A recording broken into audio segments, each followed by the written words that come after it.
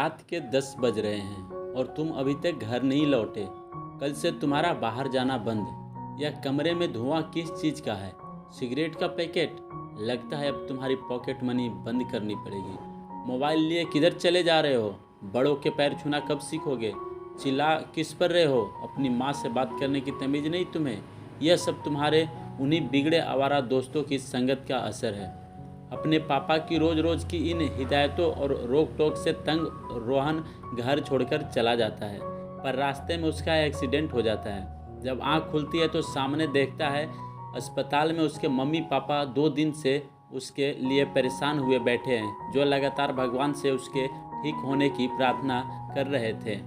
इस बात को 6 महीने गुजर चुके हैं और साथ ही गुजर चुकी है रोहन के मन में अपने पापा के लिए उत्पन्न हुई कड़वाहट।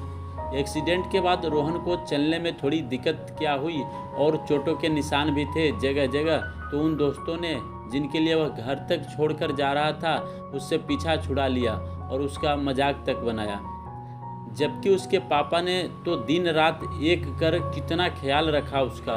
हर डॉक्टर, फिजियोथेरेपिस्ट, होम्योपैथी में दिखाया, मन्नत मांगी, भगवान के दर मत्था टेका, जो इसकी इच्छा होती लाकर देते, उससे हंसी मजाक करते रहते ताकि उसका मन लगा रहे, जिसके फलस्वरूप आज वह पूर्णतः स्वस्थ है। आज विद्यालय में फादर्स डे के तहत विशेष कार्यक्रम का आयोजन किया गया है, जहां सबको अपने पापा के बारे में कुछ कहना है।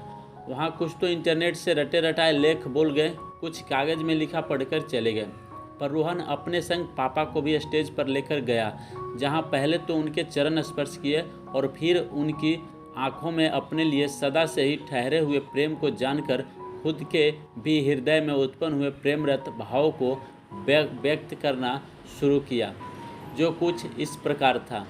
आदरणीय गुरुजनों, पिछले दिनों में घटित हुए कुछ घटनाक्रमों से मुझे इस बात का एहसास हुआ है कि यूं ही नहीं पिता का आसमान से ऊंचा स्थान रखा गया था। सम्मान यह उनके प्रेम दायित्वों का ऋणी हुआ था, क्योंकि पिता ही कर्तव्य पथ के सही मार्ग का अनुसरण करवाते हैं, कुमार्ग पर भटके हमारे मन को सन्मार्ग पर खींच लाते हैं। मैं उनकी छत्र छाया में खुद को सुरक्षित पाता हूँ, होकर निर्भीक हर कठिनाई से जूझ जाता हूँ। इसलिए अब दिल में ख्वाहिश भी यही रखता हूँ कि मिले पिता हर खुशी तुम्हें, ना रोके मार्ग में कोई बाधा तुम्हें, तुम्हारे आशीष का साया हरदम मुझ पर बना रहे, ताकि साथ हमारा निर्विघ्न यूं ही कायम रहे। अब मेरे हृदय में सच्चा स्थान तुम्हारा अविचल ठहरा रहेगा, पाके तुम्हारे पूज्य चरण शीश मेरा यही झुकार मिलेगा। सुनकर पूरा हॉल तालियों से गूंज उठता है, जिसकी तेज गड़ाहट में दोनों पिता पुत्र के नेत्रों से बहे प्रेम के निश्चल आंसू खामोशी से बहे जा रहे हैं और सदियों से चली आ रही पितृ समान की आदर्श व्यवस्था का पुनः स्मरण करा रहे हैं। धन्यवाद।